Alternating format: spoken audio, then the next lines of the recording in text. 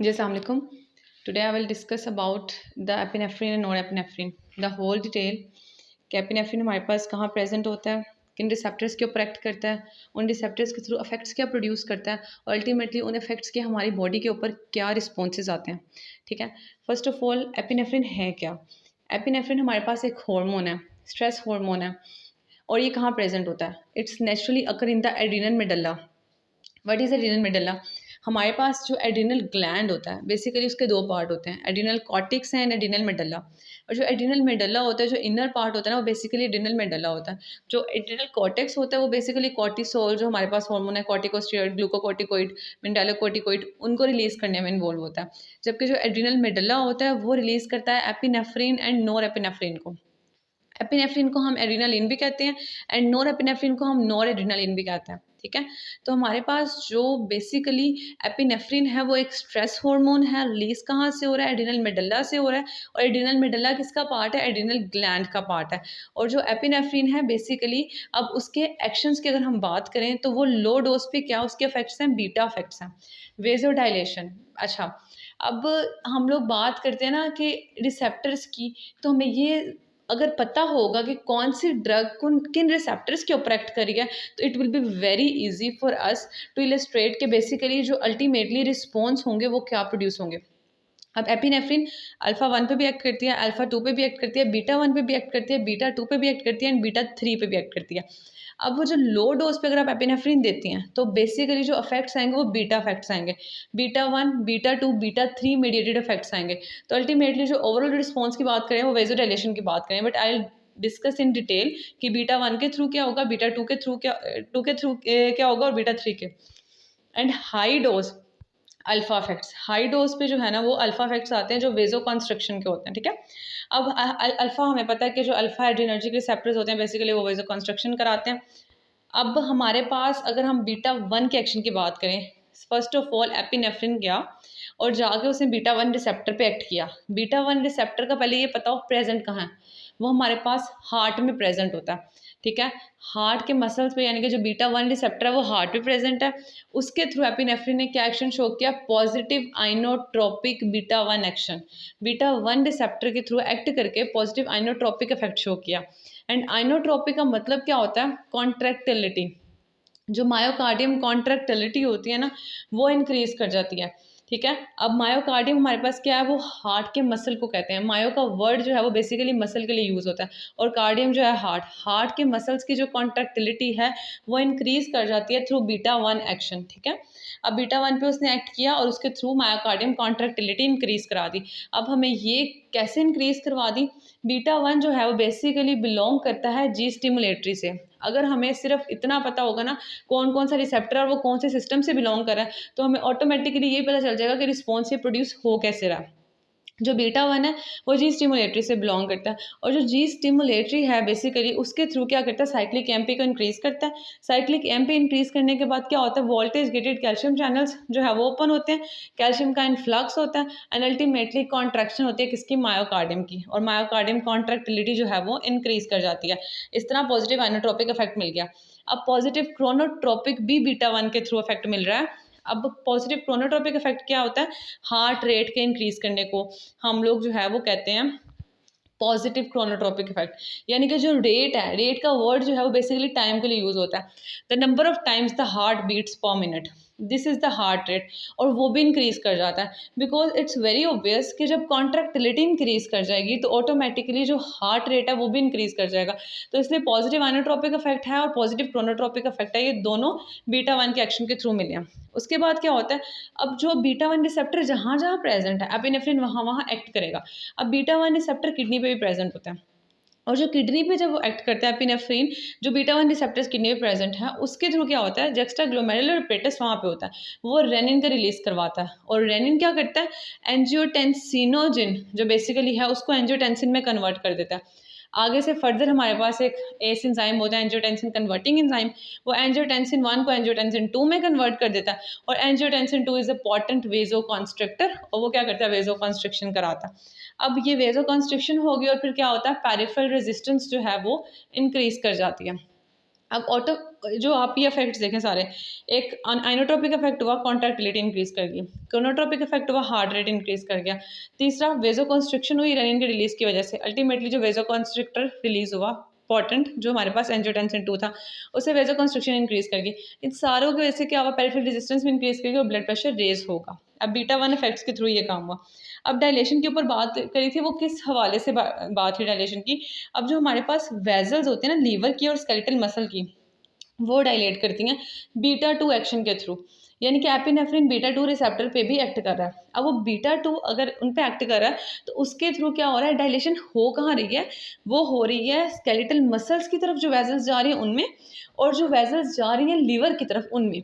अब देखें जो अगर ऑलमोस्ट डायलेशन वहाँ पे होगी तो जिन जिन ऑर्गन्स की तरफ डायलेशन होगी उनकी तरफ जो ब्लड का फ्लो है वो इंक्रीज कर जाएगा। यानी कि जो लीवर की तरफ वेजल्स जा रही हैं उसमें डायलेशन हुई है तो बेसिकली लीवर की तरफ ब्लड फ्लो इंक्रीज होगा। इसका मतलब उसकी जो एक्टिविटीज़ हैं, जो उसका आउटकम है वो इंक्रीज करेगी। और जो लीवर है वो बेसिकली हेपेटिक हमारे पास, वो ग्लूकोज प्रोडक्शन में इन्वॉल्व होता है, वो ग्लूकोज को प्रोड्यूस कर रहा होता है। जब ग्लूकोज प्रोडक्शन ज़्यादा होगी अल्टीमेटली ग्लूकोज की एंट्री ब्लड में ज़्यादा होगी, ब्लड में ग्लूकोज लेवल ज़्यादा होगा तो ब्रेन में ग्लूकोज लेवल ज़्यादा जाएगा। और अल्टीमेटली जो पेशेंट है या जो पर्सन है जो उस वक्त उस सिचुएशन में है, फाइट और फ्लाइट की सिचुएशन में है, उसको ग्लूकोज चाहिए।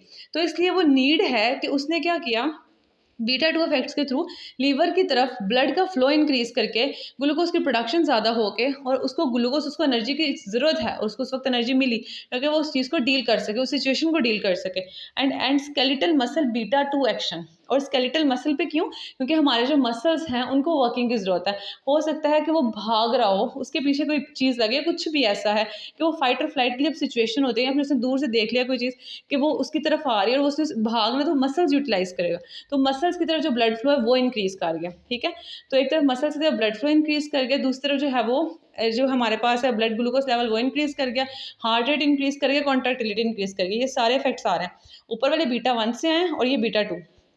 और क्या होता है, आर्ट्रियोल्स कंस्ट्रिक्ट हो जाती हैं इन स्किन, जो हमारे पास अल्फा बेसिकली के थ्रू जो है ना, जो वेसल्स होती हैं ना जो स्किन की तरफ जा रही हैं, जो आर्ट्रियोल्स बेसिकली वो अल्फा मेडिएटेड है। तो अल्फा मेडिएटेड इफेक्ट के थ्रू क्या होगा, आर्ट्रियोल्स की कंस्ट्रक्शन हो रही है, आर्ट्रियोल्स जो है बेसिकली कॉन्स्ट्रिक्ट कर जाती हैं क्योंकि स्किन के ऊपर अभी रिक्वायरमेंट नहीं है ब्लड की, ब्लड का फ्लो ज़्यादा स्किन की तरफ जाएगा, जो है वो ब्लश करेगा मतलब। और पेशेंट को, जो पर्सन है उसको जो है वो रेड स्किन की भी ज़रूरत नहीं है और उसको अभी ब्लशिंग की ज़रूरत नहीं है, उसको इस वक्त जो ज़रूरत है उसके अकॉर्डिंग जो है वो डील होता है। तो वो कॉन्स्ट्रिक्शन जब वहाँ पे होगी तो उसकी तरफ ब्लड फ्लो स्किन की तरफ थोड़ा कम हो जाएगा, ठीक है। अच्छा, उसके अलावा क्या होगा, ब्रोंकोडायलेशन बीटा 2 एक्शन। अब बीटा 2 के थ्रू ब्रोंकोडायलेशन भी होगी, बीटा 2 के थ्रू ही डायलेशन हुई है वेजल्स में, ठीक है, जो लीवर की तरफ जा रही है और स्केलेटल मसल्स की तरफ जा रहे हैं, ठीक है। और बीटा 2 का हमें पता होना चाहिए ये भी जीएस से बिलोंग करता है, जी स्टिमुलेटरी से बिलोंग करता है, साइक्लिक एमपी को रिलीज करता है, साइक्लिक एमपी के कंसंट्रेशन को इंक्रीज करता है। अल्टीमेटली मायोसिन और एक्टिन के ब्रिजेस नहीं बनते हैं, कॉन्ट्रैक्शन नहीं होती है और रिलैक्सेशन हो जाती है। इसके दरमियान में भी पाथवेज आते हैं, मायोसिन लाइट चेन काइनेज एक एंजाइम होता है और वो जो है बेसिकली वो एक्टिवेट नहीं होता, वो आगे से फर्दर ब्रिजिंग नहीं करता, कॉन्ट्रैक्शन नहीं होती और जो है वो रिलैक्सेशन हो जाती है। और रिलैक्सेशन जो है वो वेजल्स की भी हुई है। और ब्रोंकोडायलेशन भी बीटा 2 मेडिएटेड इफेक्ट है। बेसिकली ब्रोंकियोल्स के जो स्मूथ मसल्स हैं वहाँ पे बीटा 2 रिसेप्टर्स प्रेजेंट होते हैं। जो बीटा 2 रिसेप्टर्स का जब भी कोई एगोनिस्ट दिया जाएगा तो वो ब्रोंकोडायलेशन करवाएगा। और एपिनेफ्रिन बीटा 2 का भी एगोनिस्ट है, बीटा 1 का भी है, अल्फा 1 का भी है, अल्फा 2 का भी है, ठीक है। तो ये ब्रोंकोडायलेशन जो है वो बीटा 2 एक्शन के थ्रू आ रही है। उसके अलावा क्या हो रहा है, hyperglycaemia due to glycogenolysis in liver, beta 2 action. Already मैंने बात कर लिया है कि जब ब्लड फ्लो इंक्रीज कर जाएगा लीवर की तरफ तो वो हेपेटिक ग्लूकोज प्रोडक्शन भी ज़्यादा होगी, ब्लड में ग्लूकोज लेवल ज़्यादा होगा, जिसकी वजह से हाइपरग्लाइसीमिया का वर्ड उन्होंने यूज़ किया क्योंकि ग्लाइकोजिनोलाइसिस करवा रहा है वो बीटा 2 मेडिएटेड एक्शन, वो एडिशनल ये भी है। तो ग्लाइकोजन की ब्रेकडाउन करवा के तो अल्टीमेटली जो है वो ग्लूकोज लेवल राइज कर रहा है। और decrease insulin release alpha 2 effect. अब जो अल्फा 2 है वो बेसिकली जी इनहिबिटरी से बिलोंग करती है। तो जी इनहिबिटरी से बिलोंग करती है, अगर उसका एगोनिस्ट भी दिया जाए तो वो इनहिबिटरी रिस्पॉन्स और प्रोनाउंस कर देती है, जिसकी वजह से जो इंसुलिन रिलीज है वो डिक्रीज हो जाएगा। एक तरफ इंसुलिन रिलीज डिक्रीज हो रहा है, एक तरफ ग्लूकोज का लेवल ज़्यादा हो रहा है, ठीक है। तो ये सारा काम हो रहा है। उसके अलावा क्या हो रहा है, लिपोलाइसिस हो रही है, ये भी बीटा इफेक्ट है, ये बीटा 3 का इफेक्ट है। जो बीटा बीटा 3 रिसेप्टर्स होते हैं ना वो बेसिकली लिपोलाइसिस में इन्वॉल्व होते हैं, एडिपोज टिश्यूज़ में होते हैं ये, और ये लिपोलाइसिस करवाते हैं, फैट्स को फैटी एसिड्स और ग्लिसरॉल में कन्वर्ट कराते हैं, ठीक है। तो ये हमारे पास जो है ना वो बीटा इफेक्ट है। और ये बीटा 3 के थ्रू हो रहा है लिपोलाइसिस, ठीक है। अभी हमें पता चल गया ये कि जो बीटा 1 है उसके थ्रू क्या काम किया एपिनेफ्रिन ने, बीटा 2 के थ्रू क्या किया और बीटा 3 के थ्रू क्या किया। अब इसके जो थेराप्यूटिक इफेक्ट्स हैं और अल्फा का भी पता चल गया, वो कॉन्स्ट्रिक्शन आर्ट्रियोल्स क्योंकि अल्फा 2 का भी इफेक्ट जो है वो डिस्कस कर लिया। थेराप्यूटिक इफेक्ट क्या है, यूज्ड इन ब्रोंकोस्पैस, ब्रोंकोस्पैस में यूज़ हो रहा है, क्यों यूज़ हो रहा है, क्योंकि ब्रोंकोडायलेशन करवा रहा है। उसके अलावा एनाफाइलेक्टिक शॉक में यूज़ हो रहा है। ड्रग ऑफ चॉइस है ये टाइप 1 हाइपर सेंसिटिविटी में। टाइप 1 हाइपर सेंसिटिविटी में बेसिकली किसी भी चीज़ की वजह से, कोई जो हैप्पीनेट्स हैं किसी भी एलर्जीज की वजह से एनाफाइलेक्सिस हो गया। बेसिकली एनाफाइलेक्सिस क्या होता है, पेशेंट शॉक की कंडीशन में चला जाता है, जो ब्लड प्रेशर है वो ड्रॉप हो जाता है। अब ब्लड प्रेशर ड्रॉप हो गया, पेशेंट शॉक की कंडीशन में चला गया। जब आप एपिनेफ्रिन देते हो तो उसने क्या किया, उसने एक तरफ कॉन्ट्रैक्टिलिटी भी इंक्रीज की, उसने हार्ट रेट को भी इफेक्ट किया, उसने कॉन्स्ट्रिक्शन भी कराई वेजो, उसने ब्लड प्रेशर को राइज किया, ठीक है। तो ब्लड प्रेशर राइज करेगा, उसको मेंटेन करेगा, इसलिए एनाफाइलेक्टिक शॉक में ड्रग ऑफ चॉइस है हमारे पास एपिनेफ्रिन, ठीक है। उसके अलावा कहाँ पे है, कार्डियक अरेस्ट। कार्डियक अरेस्ट में भी इसका थेराप्यूटिक इफेक्ट है, बिकॉज कार्डियक अरेस्ट में जो है बेसिकली हार्ट एक उस कंडीशन में बेसिकली कि उसको जो है पंप करवाना है हमने, और adjunct with local anaesthetic by increasing duration of anaesthesia through वेजोकंस्ट्रक्शन।